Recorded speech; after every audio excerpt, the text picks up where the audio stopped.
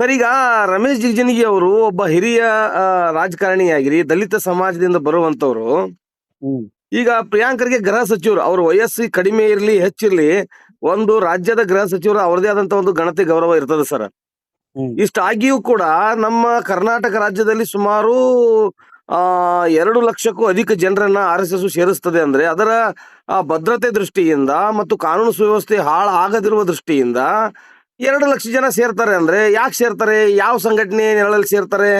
ಯಾವ ಸಂಘಟನೆ ಅದು ಅಂತ ಅವ್ರು ಕೇಳಿರೋದು ತಪ್ಪ.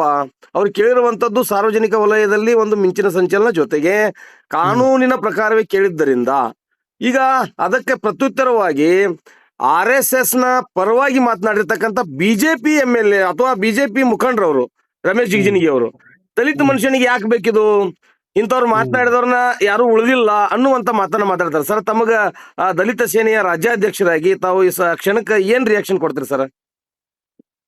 ಈಗ ಮೊದಲನೇದಾಗಿ ರಮೇಶ್ ಜಿಗಜಿಣಗಿ ಅವರು ಹಿರಿಯ ಮನುಷ್ಯ ನಮ್ ಸಮಾಜದ್ದು.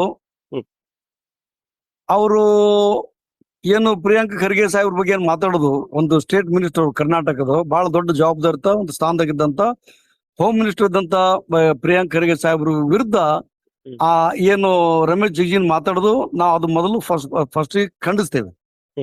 ಯಾಕೆಂದ್ರೆ ಒಬ್ಬ ರಾಜ್ಯದ ದೊಡ್ಡ ಜವಾಬ್ದಾರಿತ ವ್ಯಕ್ತಿಯಾಗಿ ಕರ್ನಾಟಕ ರಾಜ್ಯದೊಳಗೆ ಯಾವ್ಯಾವ ಸಂಘಟನೆಗಳು ಮತ್ತೆ ಯಾವ್ಯಾವ ಆಕ್ಟಿವಿಟಿಗಳು ಏನೇನು ಕೆಲಸ ಮಾಡ್ತಾರ ಅನ್ನೋ ಬಗ್ಗೆ ನಿಗಾ ಇಡಿಸೋ ಜವಾಬ್ದಾರಿ ಅವ್ರದ್ದಿರ್ತ ನಿಗಾ ಇಡೋ ಜವಾಬ್ದಾರಿ ಅವ್ರದ್ದಿರ್ತ ಮತ್ತು ಕಾನೂನು ಸುವ್ಯವಸ್ಥೆ ಕಾಪಾಡುವಂತ ಜವಾಬ್ದಾರಿ ಸಂವಿಧಾನ ಅವ್ರಿಗೆ ಕೊಟ್ಟದ.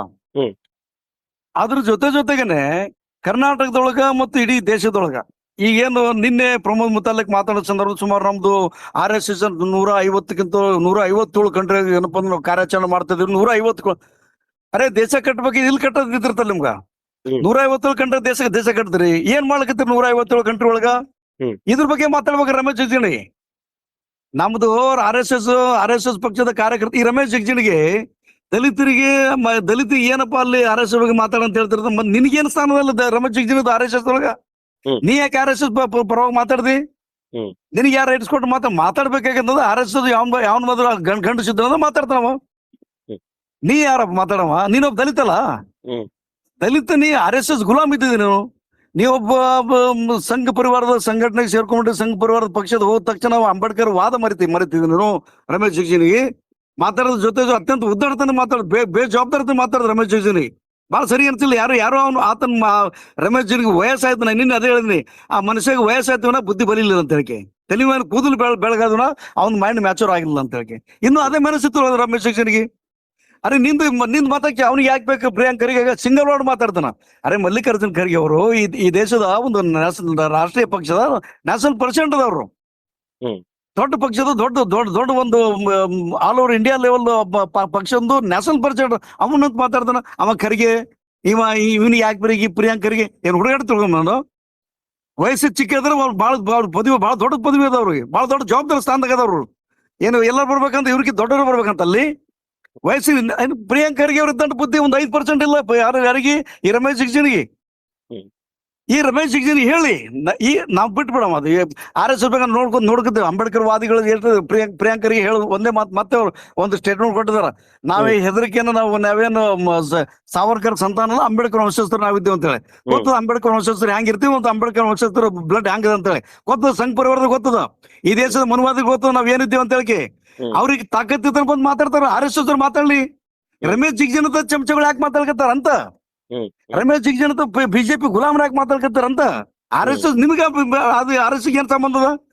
RSS ಗೆ ನಮ್ಗೆ ಸಂಬಂಧ ಇಲ್ಲ ಹೇಳ್ತೀರ. RSS ಬಗ್ಗೆ ಕೌಂಟ್ರೆ ಮಾತಾಡ್ತಿರ್ತೀರಿ. ನಿಮ್ಗೆ ರೈಟ್ಸ್ ಕೊಟ್ಟೋದಲ್ಲಿ ಮೋಹನ್ ಭಾಗವತ್ ಏನಪ್ಪಾ ಅಂದ್ರ ನಾನು RSS ನ ನ್ಯಾಷನಲ್ ರಾಷ್ಟ್ರೀಯ ಏನಪ್ಪಾ ಅಂದ್ರ ಸರ್ಸಂಚಾರ್ಜ್ ಇದ್ದೀನಿ. ಮೋಹನ್ ಭಾಗವತ್ ಒಂದು ರಾಜ್ಯದ ಗೃಹ ಮಂತ್ರಿಗಳು ಕ್ವಶನ್ ಕೇಳಿದಾರ ಅಲ್ಲಿ, ನಿಂದೇನಪ್ಪ ನಿಂದೇನ್ ಆಕ್ಟಿವಿಟಿ ನೋಡೋದಪ್ಪ, ನಿಂದ ಇಷ್ಟೆಲ್ಲ ಕಾರ್ಯಕ್ರಮ ಮಾಡ್ಕತ್ತಿದಿ, ಎಲ್ಲಿಂದ ಫಂಡಿಂಗ್ ಬರ್ತದ, ಅದು ಏನೇನು ನಮ್ ಲೆಕ್ಕ ಕೊಡು ಅಂತ ಹೇಳೋದು. ಅದು ತಪ್ಪದು. ಕೊಡ್ಬೇಕವ್ರು. ಬೇರೆ ಅಖಿಲ ಭಾರತ ವಿದ್ಯಾರ್ಥಿ ಪರಿಷತ್ ಮಾಡ್ಕೊಂಡ್ಬಿಟ್ರಿ, ಬಜರಂಗ ದಳ ಅಂತ ಮಾಡ್ಕೊಂಡ್ಬಿಟ್ರಿ, ಆದಿವಾಸಿ ವನವಾಸ ಸಂಘ ಅಂತ ಮಾಡ್ಕೊಂಡ್ಬಿಟ್ರಿ, ವಿಶ್ವಸ್ಥಾನ ಯಾವ್ದು ಪ್ರತಿಷ್ಠಾನ ಮಾಡ್ಕೊಂಡು ಸ್ಕೂಲ್ ಕಾಲೇಜ್ ಮಾಡ್ಕತ್ತೀರಿ, RSS ನೇತೃತ್ವ ಮಾಡ್ಕತ್ತೀರಿ. ಕರ್ನಾಟಕದ ಸರ್ಕಾರ ಜಾಗ ಕೋಟ್ಯಾಂತರ ರೂಪಾಯಿ ಆಸ್ತಿ ಸರ್ಕಾರ ಜಾಗ ಕಬ್ಜಾ ಮಾಡ್ಕೊಂಡ್ಬಿಟ್ರಿ. ನಿಮ್ಗೆ ಕೇಳಬಾರ್ದಾ? ಮಂದಿ ಇವ್ರಿಗೆ ಯಾರಿಗೆ ಕೇಳ್ಬೇಕಂತಲ್ಲಿ ಲೆಕ್ಕ ಕೊಡ್ಬೇಕಲ್ಲ. ಅದ್ರೊಳಗ ಲೆಕ್ಕ ಕೊಡು ಅಂತ ಇವ್ರಿಗೆ ಈ ರಮೇಶ್ ಜಿಗಜಿಣಗಿ ಯಾಕೆ ಮೆಣಸಿಗೆ ಇಟ್ಟಂಗಾಯ್ತು ಇವನಿಗೆ? ಹ್ಮ್ ಹ್ಮ್ ರಮೇಶ್ ಜಿಗಜಿಣಗಿ ಏನಾದ್ರು ದಲಿತರ ಬಗ್ಗೆ ಏನು ಬಾಬಾ ಸಾಹೇಬ್ ಅಂಬೇಡ್ಕರ್ ಋಣ ತೀರಿಸಬೇಕಾಗಿತ್ತು. ಈ ದೇಶದ ಏನು ಬಿಜಾಪುರ ಜನಗಳು ಇವನಿಗೆ ನಮ್ಮ ಸಮಾಜ ಮನುಷ್ಯ ಅಂತೇಳಿ ಎಲ್ಲರೂ ಏನಪ್ಪ ಓಟ್ ಹಾಕಿ ಆರಿಸ್ ಕಳ್ಸೋರು ಆ ಜನಗಳು ಋಣ ತೀರಿಸಲಾಗಿಲ್ಲ ಈ ಮನುಷ್ಯಾಗ. ಪ್ರಿಯಾಂಕ್ ಖರ್ಗೆ ಅವರು ಮಾತಾಡ್ತಿರ್ತಾನೆವ. ಆಮೇಲೆ ಸರ ನಮ್ಗ ಭಾರತದ ಸಂವಿಧಾನದಲ್ಲಿ ಏನು ಸಮಾನತೆ ಹಕ್ಕು ಆರ್ಟಿಕಲ್ 14 ಮತ್ತು 15, ಆಮೇಲೆ ವಾಕ್ ಸ್ವಾತಂತ್ರ್ಯ ಮತ್ತು ಅಭಿವ್ಯಕ್ತಿ ಸ್ವಾತಂತ್ರ್ಯ ಆರ್ಟಿಕಲ್ 19. ಬಹುಶಃ ರಮೇಶ್ ಜಿಗಜಿಣಗಿ ಅವರು ಇದನ್ನ ಓದ್ಕೊಂಡಿದ್ದಾರಲ್ಲ ಗೊತ್ತಿಲ್ಲ ಸರ್. ರಮೇಶ್ ಜಿಗಜಿಣಗಿ ಅನ್ಪಡ್ನ ಅವ್ರಿ. ಹಾ ರಮೇಶ್ ಜಿಗಜಿಣಗಿ ಹೊಲಮಾದ ಅಂತ ತಿಳ್ಕೊಂಡು ಬಿಜೆಪಿ ಅವ್ರ ಜಾಗ ಕೊಟ್ರಲ್ಲಿ. ಇವು ಬಗಳು ನಾಯಿಗಳಿದ್ದಂಗ ಅಂತೇಳಿ ಎಮರ್ಜೆನ್ಸಿ ಬಂದಾಗ ಹಚ್ಬಿಟ್ಬಿಟ್ರು ತಾನೇ ಓದ್ಕೋತ ನಿಂತಿರ್ತಾವ. ಕೆಲಸ ಇಲ್ಲ ಅವ್ರಿಗೆ. ಅವ್ರಿಗೆ ಗೊತ್ತಿದ್ರಿಗೆ ಯಾವ್ರಿಗೆ ಯಾವ್ದಕ್ಕೂ ಪ್ಲೇಸ್ ಕುಂದಿರ್ತಾರೆ. ಈ ರಮೇಶ್ ಜಿಗಜಿಣಗಿ ಅಟ್ಟು ಮಾನ ಮರ್ಯಾದಿಲ್ಲ ಅವನಿಗೆ. ಎಲೆಕ್ಷನ್ ಟೈಮ್ನಾಗ ಇದಕ್ಕೆ ಯಾವ್ದೊಂದು ಗುಡಿ ಒಳಗೆ ಹೊರ ಹಾಕಿದ್ರು ರಮೇಶ್ ಜಿಗಜಿಣಗಿ. ಅವಳು ಗೊತ್ತು ಪ್ರಚಾರ ಮಾಡ್ತಾನೆ, ನಾನು ದಲಿತ ಇದ್ದೀನಿ ತಿಳ್ಕೊಂಡು, ನಾನು ಮಾದಿಗಿದ್ದೀನಿ ಅಂತ ನನಗೆ ಗುಡಿಯಿಂದ ಹೊರ ಹಾಕ್ರ ಅಂತೇಳಿ. ಇವನಿಗೆ ಸ್ವಾಭಿಮಾನ ಮರ್ಚೇವಾ.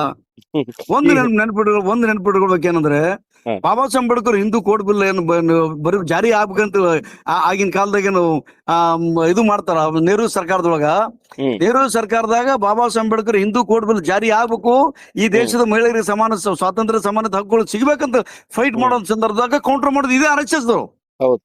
ಇವ್ರು RSS ಹೇಳ್ತಾರ ಬಾಬಾ ಸಾಹೇಬ್ ಅಂಬೇಡ್ಕರ್ ಮತ್ತೆ ಹಿಂದೂ ಸಮಾಜಕ್ಕೆ ಏನ್ ಸಂಬಂಧ ಅವಾಗ ಮಾತಾಡಿದ್ರು. RSSಗೂ ಅಂಬೇಡ್ಕರ್ಗೆ ಏನ್ ಸಂಬಂಧ ರೀ? ಅಂಬೇಡ್ಕರ್ ಹಿಂದೂ ಕೋಡ್ ಬಿಲ್ ಕಮಾಕ್ತಾರ, ಅವನಿಗೆ ಹಿಂದೂ ಧರ್ಮಕ್ಕೆ ಏನ್ ಸಂಬಂಧ ಮಾತಾಡ? ಈಗಿನ ಅದೇ ದಾಟಿ ಒಳಗೆ ಈಗಿನ ಚಮಚಗಳು ಮಾತಾಡ್ಕತ್ತಾರ, ಈಗಿನ ಗುಲಾಮ್ ಮಾತಾಡ್ಕತ್ತಾರ. RSS ಮತ್ತು ಪ್ರಿಯಾಂಕರಿಗೆ ಏನ್ ಸಂಬಂಧ ರೀ? ದಲಿತರಿಗೆ RSS ಏನ್ ಸಂಬಂಧ ರೀ? ಲಿಂಕ್ ನೋಡಿ ರೆಕಾರ್ಡ್ ಹೋಯ್ತಾರ ಮಕ್ಕಳು. ಸರ್ ಈಗ ನಮಗ ಸ್ಪಷ್ಟವಾಗಿ ಆರ್ಟಿಕಲ್ 15 ಧರ್ಮ, ಮೂಲವಂಶ, ಜಾತಿ, ಲಿಂಗ ಅಥವಾ ಜನ್ಮಸ್ಥಳದ ಆಧಾರದ ಮೇಲೆ ಯಾವುದೇ ಕಾರಣಕ್ಕೂ ತಾರತಮ್ಯ ಮಾಡಬಾರದು, ಅದನ್ನ ನಿಷೇಧ ಮಾಡಲಾಗಿದೆ ಅಂತ ಹೇಳ್ತೈತ್ರಿ. ಆರ್ಟಿಕಲ್ 17 ಅಸ್ಪೃಶ್ಯತೆ ನಿರ್ಮೂಲನೆ ಸ್ಪಷ್ಟವಾಗಿ ಹೇಳ್ತೈತ್ರಿ.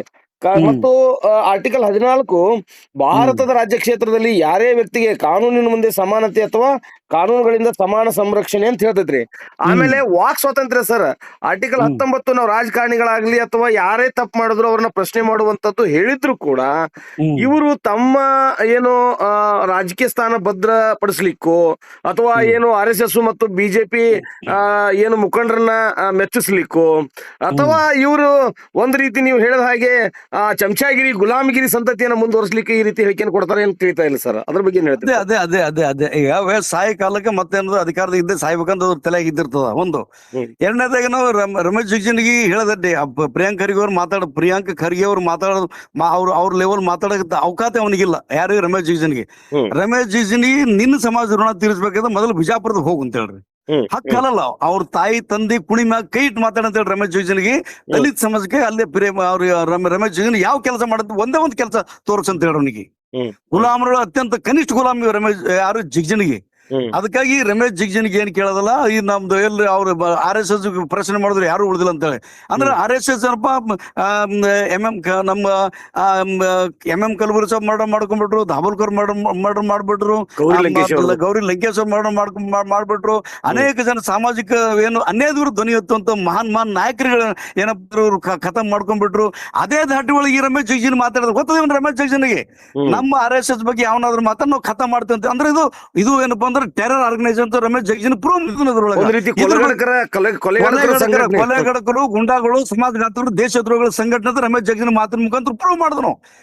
ಇದೇ ದಾಟಿ ಒಳಗೆ ಪ್ರಿಯಾಂಕ್ ಖರ್ಗೆ ಅವ್ರು ನಾವು ಪ್ರಿಯಾಂಕ್ ಖರ್ಗೆ ಅವ್ರು ಏನ್ ಒತ್ತಾಯ ಮಾಡ್ತಂದ್ರೆ ಇದೇ ದಾಟಿ ರಮೇಶ್ ಜಿಗಜಿಣಗಿ ಸ್ಟೇಟ್ಮೆಂಟ್ ಮ್ಯಾಗೆ ಏನಪ್ಪ ಪ್ರಿಯಾಂಕ್ ಖರ್ಗೆ ಆರ್ಡರ್ ಮಾಡ್ಬೇಕು. ಕರ್ನಾಟಕದೊಳಗೆ ಎಲ್ಲೇ ಸಂಘ ಪರಿವರ್ತೆ ಯಾವುದೇ ಕಾರ್ಯಕ್ರಮ ಮಾಡಲಿ ವಿತೌಟ್ ಪರ್ಮಿಷನ್ ಯಾವುದೇ ಕಾರ್ಯಕ್ರಮ ಮಾಡುವಂಗ ಒಂದು ಕಲ್ಲು ಕೂಡ ಅಳಗಾಡಿಸುವಂಗಿರ್ತಾರೆ. ಯಾವ್ದು ಲಾಟಿ ತೊಗೊಂಬಂದ್ರೆ ಕುಂಡಾಗ ಲಾಟಿ ಹಾಕ್ತಂದ್ರೆ ಆರ್ಡರ್ ಮಾಡುವಂತ ಕೆಲಸ ಪ್ರಿಯಾಂಕ್ ಖರ್ಗೆ ಅವ್ರು ಮಾಡ್ಬೇಕಿಲ್ಲಿ. ಯಾಕೆಂದ್ರೆ ಇಲ್ಲಿಗಲ್ ಅವ್ರದ್ದು ನಿಮ್ ಸಂಘಟನೆ ನಿಮ್ ರಿಜಿಸ್ಟ್ರೇಷನ್ ಇಲ್ಲ.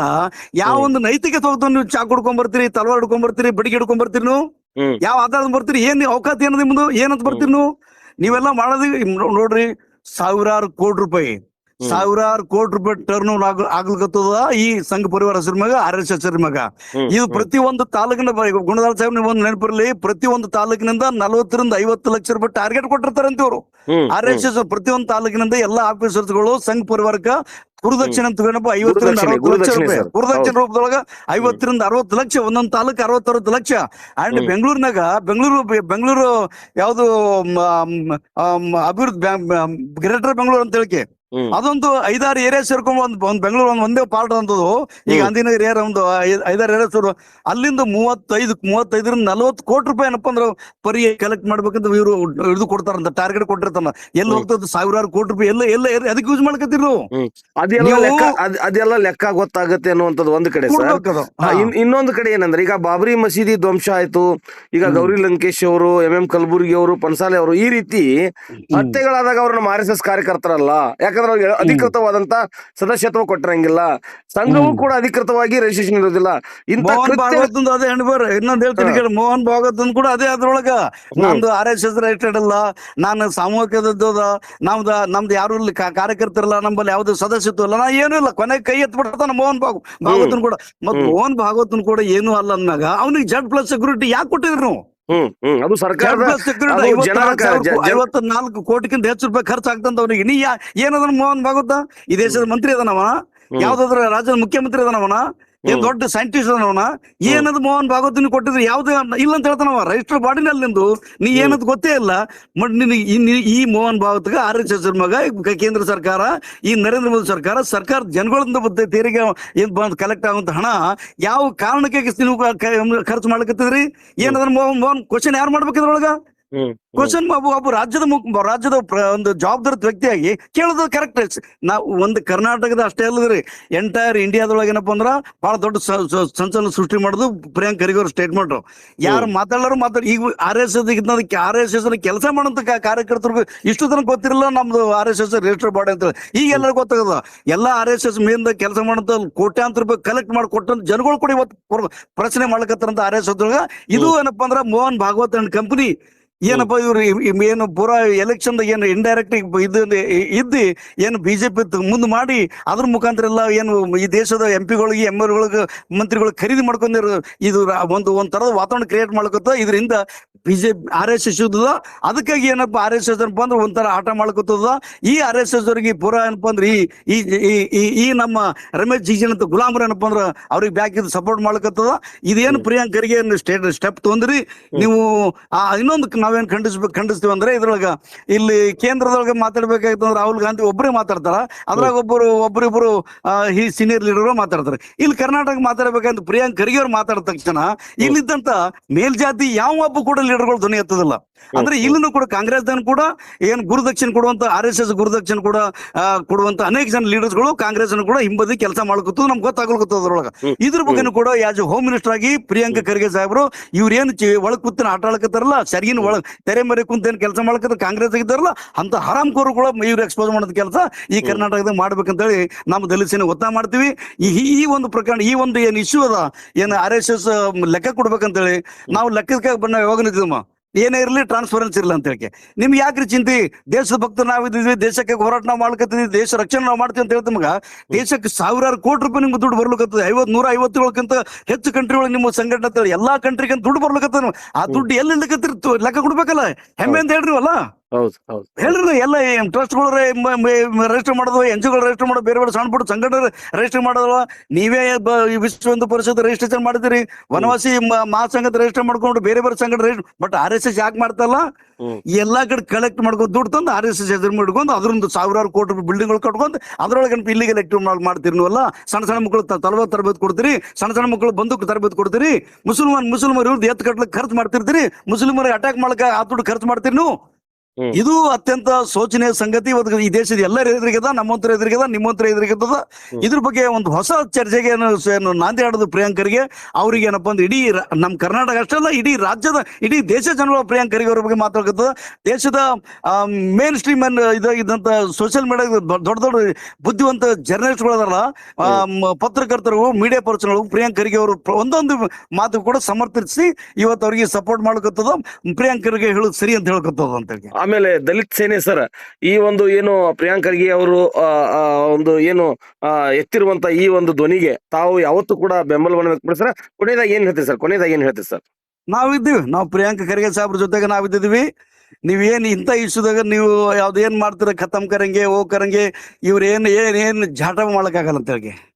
ಇವ್ರ ಒಂದು ಕೂದಲು ಕೂಡ ಅಳಗಡಿಸಲಕ್ ಆಗಲ್ಲ ಅಂತ ಹೇಳಿ ನಾವು ಬಹಳ ಫ್ಯೂ ವರ್ಡ್ ಯೂಸ್ ಮಾಡಕತ್ತೀನ್ರಿ. ಇವರೆಲ್ಲ ನಾ ಮರದ್ರ ಅದರಲ್ಲಿ ಇವರೆಲ್ಲ ಸಂಡ ಸುಳೆ ಮಕ್ಕಳು ಅದರಲ್ಲ ಅಲ್ಲಿ. ಇವ್ರು ಕುಂಡ್ಯಾಗ ದಮ್ ಇಲ್ಲ ಮಕ್ಕಳು ಇವರಿಗೆ. RSS ಹೆಸರು ಮೇಲೆ ಏನು ರಮೇಶ್ ಜಿಜಿನ್ ಅಂತ ನಾಯಿಗಳನ್ನ ಬಿಟ್ಟು ಮಾತಾಡ್ಸಲ್ಕತ್ತಾರಲ್ಲ, ಈ ಮಕ್ಕಳ ಕಡೆ ಯಾವ ಮಗನ ಕಡೆ ಏನು ಮಾಡ್ಕೊಳ್ಳಿ. ಈ ಪೀಚೆ ವಾರ್ ಕರ್ನೇವಲ್ ಲೋಗ್ ಹೈ, ಸಾಮನೆ ಗಂಡಸರ ತರ ನಿಂತು ಮಾತಾಡೋ ತಾಕತ್ ಈ ಮಕ್ಕಳಿಗೆ ಯಾವನಿಲ್ಲ. ಅರೆ RSS ಪ್ರಿಯಾಂಕ್ ಖರ್ಗೆ ಸಾಹೇಬ್ರು RSS ಕ್ವಶನ್ ಮಾಡೋದು, ಈ ಬಂದು ಚಮಚಗಳು ಬಿಜೆಪಿ ಲೀಡರ್ ಆನ್ಸರ್ ಮಾಡ್ಕೊತದು. ನಿಮಗೆ ಕೇಳ್ಯಾರ ಅವರು? ನೀವು RSS ಇರ್ತೀರಿ, ನೀವೇನ್ ಕಂಡೀಷನ್ ನಿಮ್ಮದು? 3 ಸಲ ಬ್ಯಾನ್ ಮಾಡೋ ಕೇಂದ್ರ ಸರ್ಕಾರದಾಗ. ಸೊ ಇಂದಿರಾ ಗಾಂಧಿ ಇದ್ದಾಗ, ಜವಾಹರ್ಲಾಲ್ ಸರ್ದಾರ್ ಪಟೇಲ್ ಸಾಹೇಬ್ರದಾಗ, ರಾಜೀವ್ ಗಾಂಧಿ ಸಾಹೇಬ್ರದಾಗ 3 ಸಲ ಬ್ಯಾನ್ ಮಾಡಿ ಏನ್ ಕಂಡೀಷನ್ ಬಂದ್ರು? ನಮ್ದು ಯಾವುದೇ ಪಾಲಿಟಿಕ್ಸ್ ಇನ್ವಾಲ್ವ್ಮೆಂಟ್ ಆಗುದಿಲ್ಲ, ನಾವು ಯಾವ ಪೊಲಿಟಿಕಲ್ ಮತ್ತೆ ಏನಾದ್ರು ಇನ್ವಾಲ್ವ್ ಆಕ್ಷನ್ ತೋರಿದ್ರಿ ಬರೆದು ಕೊಟ್ಟು ಬಂದಿರೋದಿಲ್ವಲ್ಲ. ಬಟ್ ಈ ಪೊಲಿಟಿಕಲ್ ಪೂರ ಡೈರೆಕ್ಟ್ ಪೊಲಿಟಿಕಲ್ ಮಾಡ್ಕತ್ತ ಪ್ರಿಯಾಂಕ್ ಖರ್ಗೆ ನಿಮ್ ಪವರ್ ಇರ್ತದ, ಸ್ಟೇಟ್ ಗೌರ್ಮೆಂಟ್ ಪೊಲಿಟಿಕಲ್ ಪವರ್ ನೀವು ಇದ್ದೀರಿ, ಸ್ಟ್ರಾಂಗ್ ಇದ್ದೀರಿ.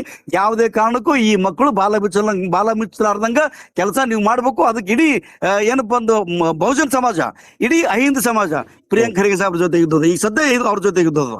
Okay sir, thank you sir. Jai Bhim, Jai Bhim.